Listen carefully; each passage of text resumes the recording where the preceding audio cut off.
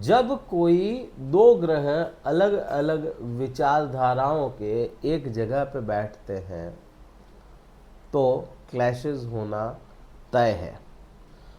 जब एक ग्रह अपनी राशि में हो, दूसरा ग्रह खुद के ही नक्षत्र में हो, तो भी यहाँ पे दोनों बलवान अवस्था में होते हैं। दोनों ही अपने कंफर्ट जोन में बैठे हैं, लेकिन क्लैशेस में भी क्या अच्छा हो सकता है या कैसे अच्छा किया जा सकता है, अगर अपने को समझ में आ जाए तो उस क्लैशेस में भी अपन अच्छे परिणाम ले लेंगे। सूर्य आपके लिए धन भाव का स्वामी, वाणी का स्वामी, अधिकारों का स्वामी, आत्मविश्वास का कारक जब खुद की राशि में प्रवेश करे और वहाँ पे केतु बैठा हो, त्याग की मूरत है वो, यह विरक्ति है, मुक्ति है, आध्यात्म है। परिणाम क्या होंगे समझने से पहले इनकी स्थितियां समझनी पड़ेगी। सूर्य 17 तारीख को इस भाव में, 17 अगस्त को आपके दूसरे भाव में प्रवेश कर रहे हैं। सूर्य अपनी अवस्था में 1 डिग्री 1 दिन में बढ़ते हैं लगभग। केतु जो है वह अपने बल में अगर देखा जाए तो यह 6 डिग्री के आसपास विचरण कर रहा है। मतलब केतु में भी उतना बल तो नहीं है जितना वह प्रचंड रूप से बलवान होता है। और सूर्य जो है वह 17 अगस्त के भी 5-6 दिन बाद में वहां पहुंचेंगे जहां पे उनको बलवान अवस्था मिलती है।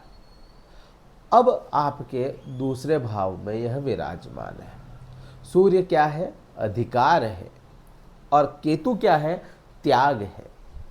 अधिकार के साथ में त्याग देना, यही इस युति का काम होता है जब सूर्य और केतु एक साथ हो।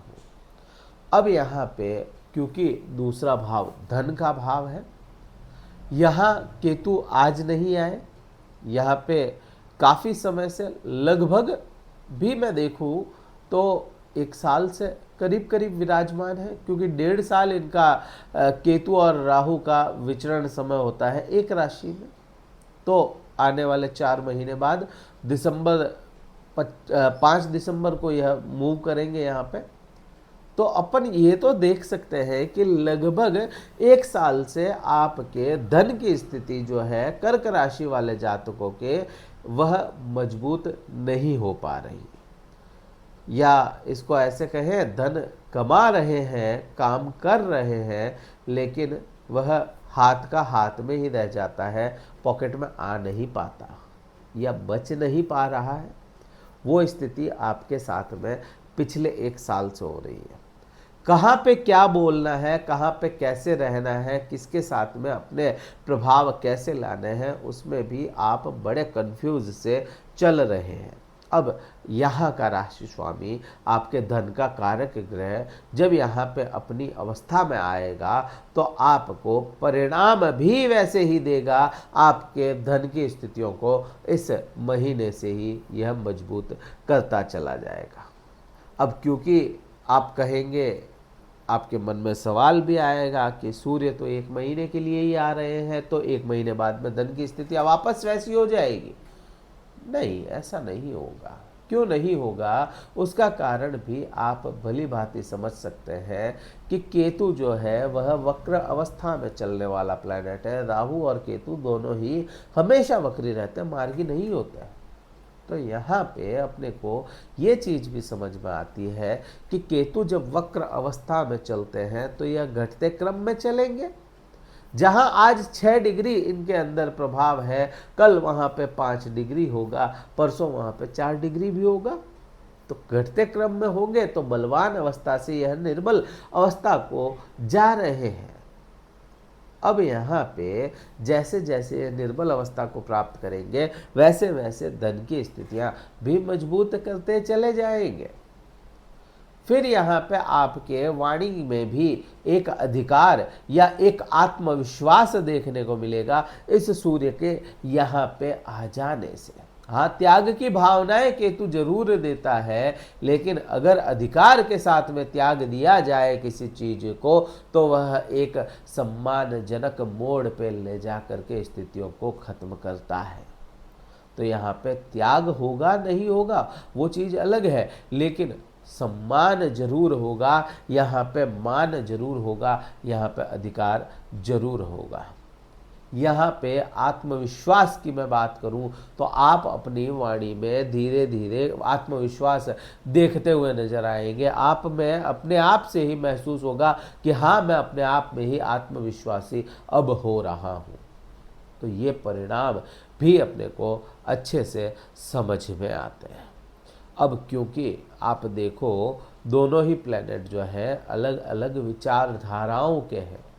सूर्य जो कभी अपना अधिकार नहीं छोड़ता और केतु जो कभी अपना अधिकार नहीं जताता, केतु त्याग दर्शाता है। जब यह दोनों ही एक साथ हो, यह केतु जो है कंफर्टेबल नहीं होगा, क्योंकि केतु तो यहाँ का मालिक नहीं है ना, इस भाव का मालिक नहीं है, ये तो एक किराएदार है।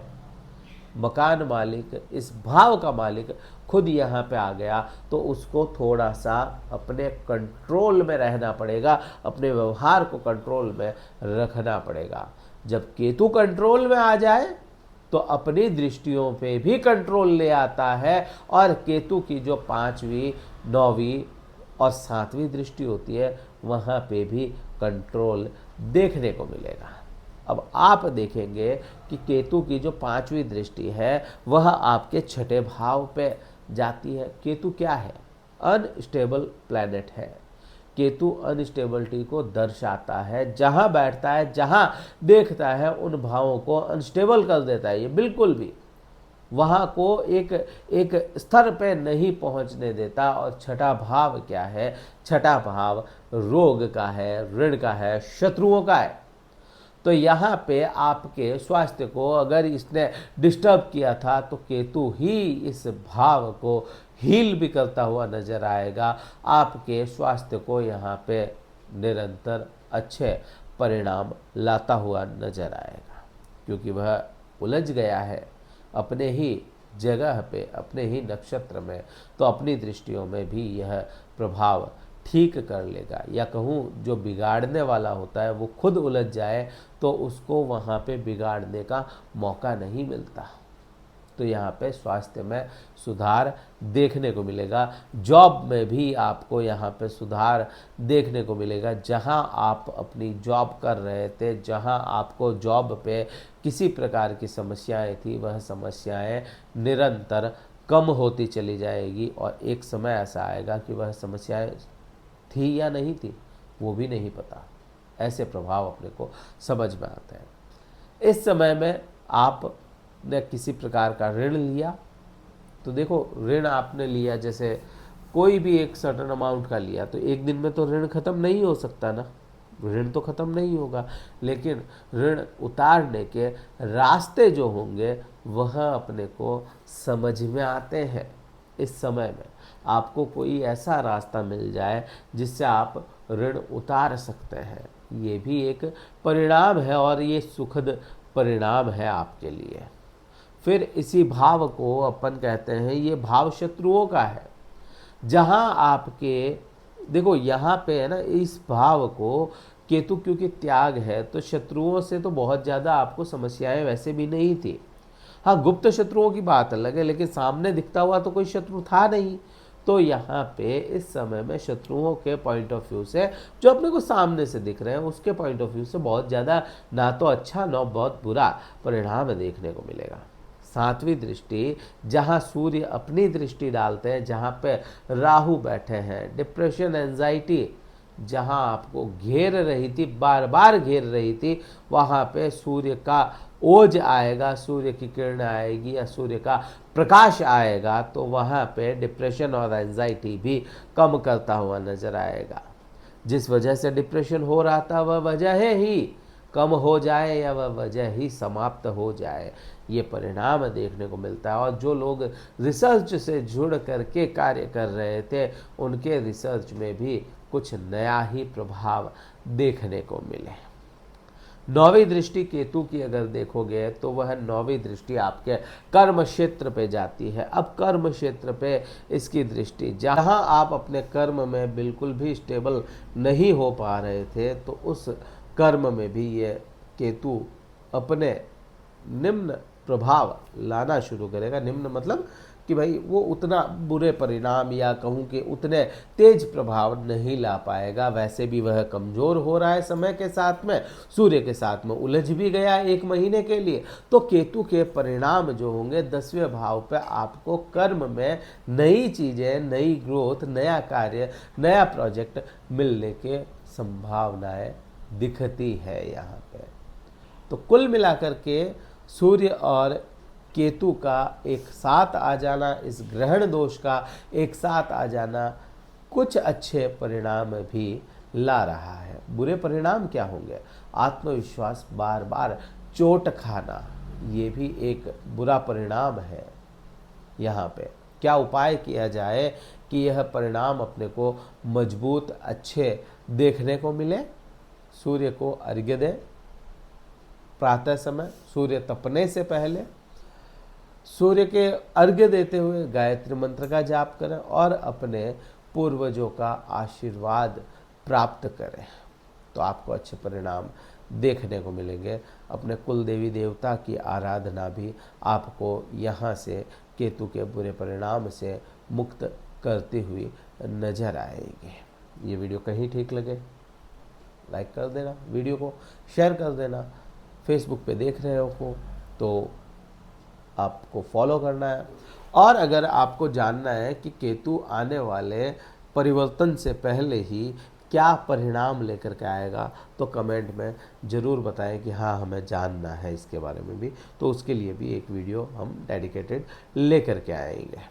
अगर कुंडली विश्लेषण करवाना चाहते हो, डिस्क्रिप्शन में का अलग नंबर है, व्हाट्सअप मैसेज द्वारा संपर्क करके 1 to 1 मुझसे बात कर सकते हैं। पहले अपना स्लॉट बुक करवाइएगा, फिर मैं आपसे बात कर पाऊंगा। इस वीडियो में इतना ही था। जय हिंद, वंदे मातरम, भारत माता की जय।